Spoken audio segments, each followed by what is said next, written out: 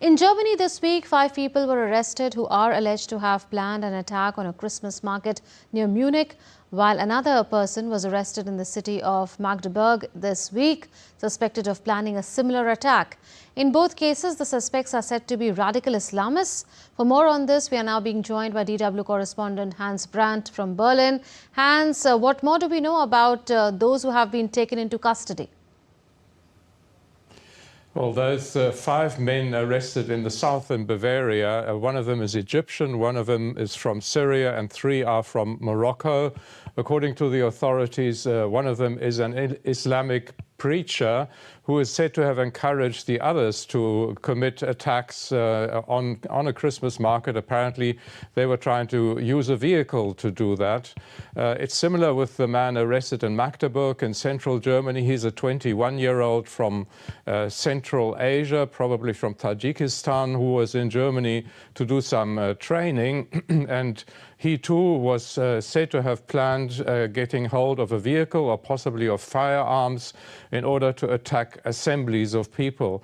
Now, in Magdeburg, that is particularly sensitive because almost exactly a year ago, there was an attack on the Christmas market of that city, which caused a number of deaths and dozens of injuries. So people in that town are particularly sensitive to such news. Absolutely.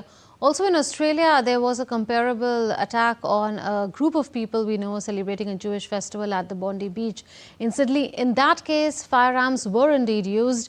Is such a scenario likely in Germany as well?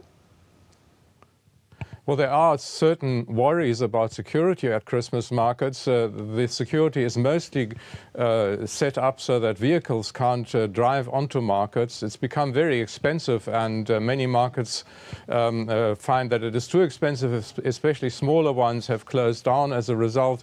But the use of firearms, I think, is fairly unlikely in Germany because there are very, very strict firearm control laws in this country. At the same time, if one thinks of Islamists that may have connection to Islamic networks across the world, it's possible that firearms could be smuggled to such perpetrators to be used in Germany. There's also some worry about knives being used. Controlling the use of knives or the carrying of knives obviously is also not very easy. So there's never 100% security at such Christmas markets. But people continue to flock to the markets. They're full. People are determined to enjoy this time, to celebrate Christmas and not to give up their traditions. Right, Hans, reporting from Berlin. Australian Prime Minister Anthony